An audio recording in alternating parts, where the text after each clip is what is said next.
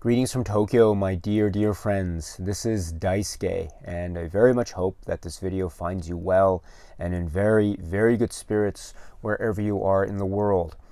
So, if you don't mind, I'd like to continue on with my discussion of certain horror films regarding which I have some fond memories. And for one reason or another, maybe growing up as a kid, I watched them over and over again, and so they've become a part of my cinema subconscious, in a manner of speaking. Here's one of them, and it is part of a series or cycle of films that is really one of my favorites from North America, and it's a part two, or one of my favorite part twos of any film series from 1978. This is the film Damien Omen II. Now, once again, this is taken from the glorious Scream Factory Blu-ray box set from North America, Region A. Splendid stuff. It's a horror film, and these are horror films, so certainly not for everyone. So I don't expect it to be. So if horror is not your cup of tea, don't worry about it, my friends. But for those of you who know horror, you will more than likely be well aware already of the films in the Omen cycle, and this, of course, is Damien Omen II. Wow, what a film, my friends, what a film. Now, once again, I admit to having seen this film very young, at a young age, such that I don't remember the first time I saw this. I just remember moments here and there that I always knew about, and they just carry through with me. So I can't remember the first time I saw this film, unfortunately. However, I can still say with a full sense of confident enthusiasm that this is a film that it works so well for me. And it works so well for me because I think it has a lot of unexpected turns to it. Also, there are a lot of great cheesy moments to it. Also, there is a really surprising element of sort of corporate boardroom intrigue, which I didn't really quite get until much later. And now I'm watching the film now, I find all this stuff about, I won't go into too many details, but this is stuff about Thorn Industries and sort of corporate intrigue. I thought that was, now watching that, I think that's really fascinating. I wasn't quite sure about it when I was a kid, but still, there was something of a sense of fate being drawn out, and everything being set up for what would amount to be some kind of final confrontation, or some final thing that would, I'm sure, take place in some subsequent film. Okay, but in the meantime, we have all the things that are being set up here, which, even though I didn't quite get all the details at the time, still I thought there was something really alluring about it. There are also many characters here, perhaps too many to keep track of upon initial viewing, perhaps, but still many characters. And what that means also is many characters, many moments, and many opportunities for a lot of the violence and shocking moments to play themselves out in this film. And my goodness, there are quite a number of them here. And that is, I think, just in some of the reason why I really adore this film, Damien Omen II. And I think one of the great aspects of this film is, of course, the cast. William Holden, Lee Grant, of course, heading this cast as the main protagonist couple of this film. In particular, William Holden. I am a huge William Holden fan. And of course, his career needs no explanation for me. Absolutely famous. But this film and William Holden's performance in this film, I thought he was so cool and so vulnerable at the same time, and very warm. I mean, there's some moments where there's just a very innocent moment where he's in the snow playing with the kids, and I thought that was such a charming thing to show. And he's falling in the snow and he's laughing and smiling, and it's one of the few moments of brightness and levity.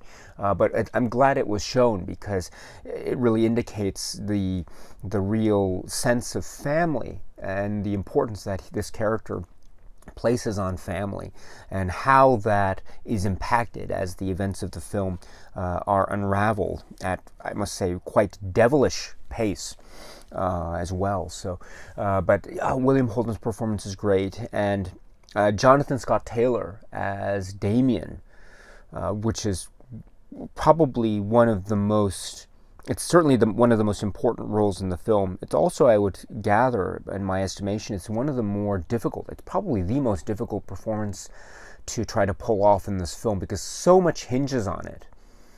And it's also trying to capture this particular character at a certain age in his life, when he is growing up, the years of puberty, and the idea of change, and trying to come to grips with who he is and what he is fated to become, and also growing up with family and relationships with William Holden character and others, and Mark and all this stuff. And so this performance, I think, is very tricky, but he pulls it off quite well. And there are moments of revelation and doubt, and also levity and lightness, and there are also moments of vulnerability and tragedy, and happiness and sadness as well. So I think, and a lot more, because, as I say, everything, or a lot anyway, hinges on this particular character. So really great stuff, in my opinion. I must say also that the pace of this film is just absolutely kinetic. It just starts and it just never lets up. It just goes, and the beat is really quite fast.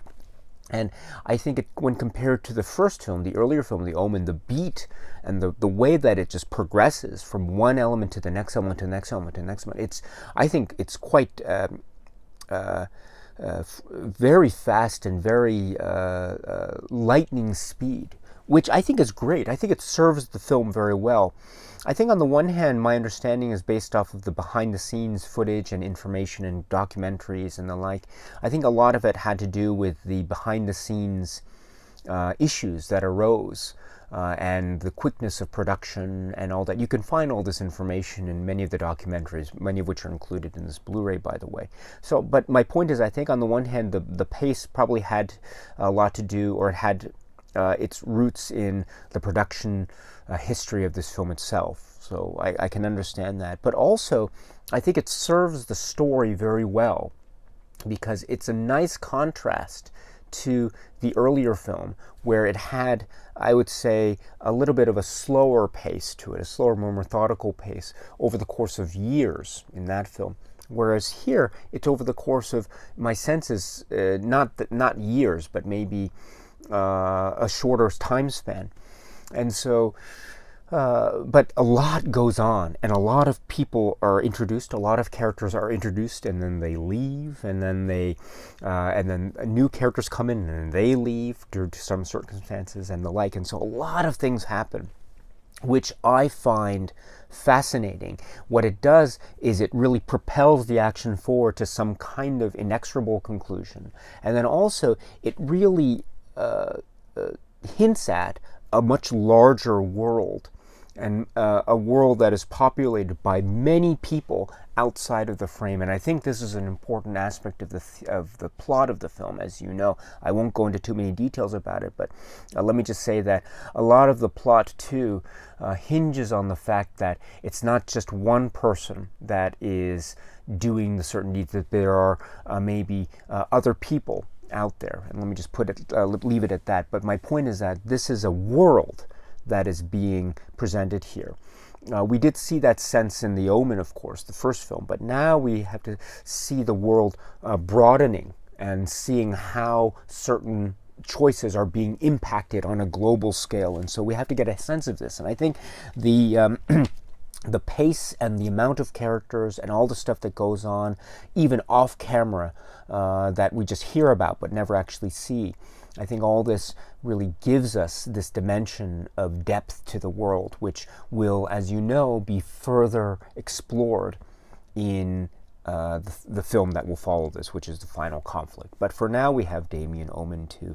I must say also that some of the set pieces here are just magnificent in terms of horror film spectacle. Again, I don't want to go into too many details about them, but what I love about the Omen films, in particular what I love about Damien Omen II, is that these set pieces, the horror film set pieces of the film, there are so many different variations that are at play. It's not just one type of horror film spectacle violence. There are many different modes of sinister stuff that are taking place, either the cause of which is being allocated to being X or Y or Z, but for whatever reason, everything is presented in a different way. And the actors and the motivations of that particular set piece are all played out in their own particular circumstances.